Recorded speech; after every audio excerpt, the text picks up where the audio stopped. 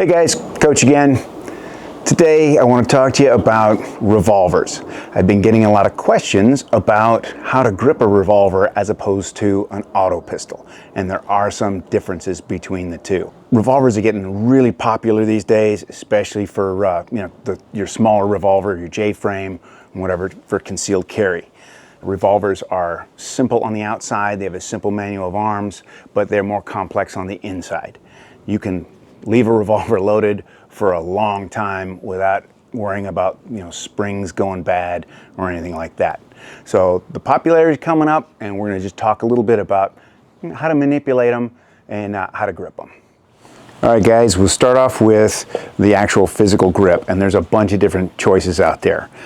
This one's a Crimson Trace laser grip, so you press the little button there and it'll put a red dot on your target. Not necessary, but if you like that kind of thing. Some of these, this is just good old wood grips that feel your hand really good. That one is placed for my pinky, but it's a bigger revolver. Then you go to more powerful revolvers. A lot of times it's a good idea, like this Ruger GP100 has a rubber grip here. So this is 357 Magnum. It's a fairly heavy gun, but that really helps soak up any felt recoil that you might have. This little other Ruger again has that same thing. So it's got a good decent grip on there, made of rubber to help soak up some recoil. So there's a lot of different choices out there. This one's let's see, a Ready Load from Aries, and it'll fit 4 reloads, 4 little individual rounds in here. So you have this package of 5 in and 4 for your reload, and it's a good little package. That's one of my my prime everyday carry setups. Now, once you've decided on what grip you want, now the next thing is, how do you grip the damn gun? Well, the same thing we went with the auto pistol. Remember, we have you split between this crease and the tip, and that's about where you want your finger on the trigger. Well, because double action only, because you're going to use this thing in double action for self-defense. Whether you've got a hammer on it or not, you're not going to use that. No one's going to cock the hammer in a self-defense situation, right? So this long, heavy trigger pull, that's what we got here. So what you want is to get that trigger pull, you pretty much put in that crease right there, pressed up against the edge of the trigger. So you're right about there, and you come back around like this. Okay, now, shooting with one hand could be a possibility, right? Having to shoot with one hand. If I got a bag of gold in this one, or my niece's hand, and I want to keep control of something, then I'm gonna have to shoot with one hand. So the one-handed grip, not a problem. You're just gonna grip it, and then just make sure this thumb comes down and touches here, all right? You still wanna keep your finger off the trigger until you're ready to fire, but when it goes on, you're right here. Now, there is no safety on these, so the safe part of this is that long, heavier double action trigger squeeze. So you wanna be able to pull through that until the gun goes off. Now, if I curl this finger over, if you watch the muzzle wants to go this way. It always wants to press inboard. So if you're right-handed, it's you're gonna hit to the left. Left-handed the other way. Now with revolvers also, because you can get too much finger in there, you can actually go the other way and be pulling to the right. So to remedy that, it's the same thing. All you're gonna do is think about this knuckle here coming to the back of your hand as you squeeze. So that'll get you shooting straight to the rear. The muzzle isn't gonna move much. It's gonna move a little bit when you're pulling through that long trigger squeeze, but that way it'll keep you more in line with your target. For an auto pistol, remember we did something like this, but if you do this cylinder gap right here, there's a lot of hot gas that comes flying out of there when the gun goes off, and it will cut your finger or your thumb. Don't ask me how I know, but you only do it once, okay? So the way we're gonna remedy that, we'll drop down here, you're gonna grip it almost the same exact way, but instead of putting out here, you're just gonna fold your thumbs back like this. Okay, so this is where your grip's gonna be. It still fills in most of this and gets as much of the hand on the gun as you need, right? And then you can just squeeze straight to the back, and that will hold that nice and steady as the gun goes off. For a critical shot where you have to be very accurate, we can set the trigger. We're going to prep the trigger. Each trigger's different. So this one, I get to there and I can feel it. I hear the click, I can feel it under my finger, and then I can add that pressure on that last little bit for a critical shot. Now again, this is not an emergency shot. This is something like, okay, I've got it, there's that click. Now make sure my sight picture is really good, and then add pressure, finish the shot. Each trigger is going to be different.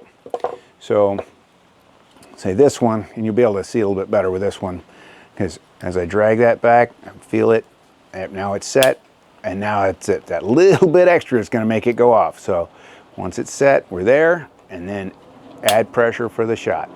Right. So that's a good way, we'll call it staging the trigger. If you have to make that critical shot, you should be able to get it with that technique. Now you notice that some of these revolvers here are hammerless. They actually have an interior hammer, but you can't get anything. They're really, really reliable because of that. Nothing gets snagged. There's nothing to get, no holes in there to get, junk in there, pocket lint and whatnot. Whereas one like this, you've got the hammer, so you could potentially cock that, and then you got a nice, easy trigger squeeze there. It's like really hair trigger, boom, gun goes off. For self-defense, I don't think that's a very good idea. This is a much better option.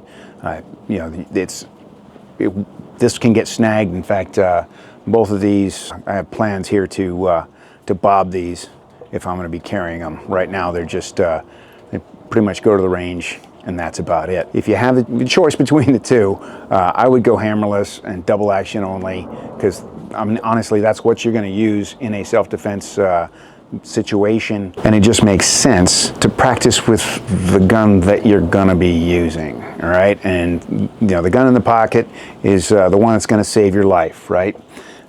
Nobody carries big ass revolvers like this anymore. For anything this size, you're going to want to go auto pistol, seriously, just because the capacity is there, the weight. This thing's huge and heavy, but it's fun to shoot, and it's good to teach new people on handguns. If you start with a revolver, there's less going on, right? So you can cock it to the rear, and they can get the idea of where that trigger squeeze goes and how to get that whole trigger squeeze going. You don't have the gun jumping around, the slide moving and things flying out. That can be disconcerting to some people who are a little more sensitive to that kind of thing. So that's one of the reasons I keep revolvers around. Plus, they're so damn simple to use. They're easy to teach, because the manual of arms, if I get a click instead of a bang with this bad boy, I don't have to tap rack. I just have to squeeze that sucker again and get another shot. So you got 5 opportunities to solve your situation, and then if you have to reload, of course you're going to have to find some cover, or think along those lines. It's not as fast as an auto pistol and just changing magazines. But when you need to reload, your finger comes off the trigger and your thumb's going to come up to this. Now, know what you've got, because Smith & Wesson, you push forward. Rugers, you push down. And Colts, you actually have to pull this thing back, all right? So you're going to push this forward, and this hand here just goes from where it was on the gun, and you're going to just bring it up, and you're going to press with these 2 fingers. As you do this, boom, and just grab it like there. Now I have complete control over that cylinder, and it's locked in the open position, right? It's right here. It's not flopping around right here. Now, what I do is I just roll it up like this, smack that bad boy down, let gravity help you, give it a couple smacks, whatever it takes for your gun. A lot of times the inside casing might get hung up a little, depending on what kind of grip you have. But yeah, a couple of smacks on that bad boy, and then roll it back over. As you go to reload, you want to reload to the same position. So I'm going to shove that in there and just keep moving it so I'm always going to the same spot. If you try and push these all the way around, this one's really hard to get into, right? So boom, those come out, and I have complete control over the gun. Now, once I got everything loaded, you shove it back in. I'll rotate that cylinder so I hear that lock again and I can get back to work. Now, one other thing when you're reloading here is to know which way the cylinder turns. Because if I only have time to, grab 2 rounds, I'm going to shove these in here like this. Which way is this cylinder turning? Well, this one I know turns counterclockwise. So I want to roll it up so that I'm pushing the first empty chamber is in line. Because now when I take that shot, now I get a shot, I get 2 shots if I need them. So knowing which way your cylinder turns is important in case in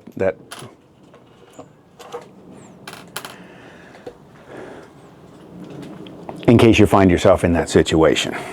Okay guys, so there it is, quick down and dirty about how to manipulate your revolver, the grip, the reloads, and just remember, you don't rise to the level of occasion, you sink to the lowest level of training, right? So whatever you're doing here, train with it.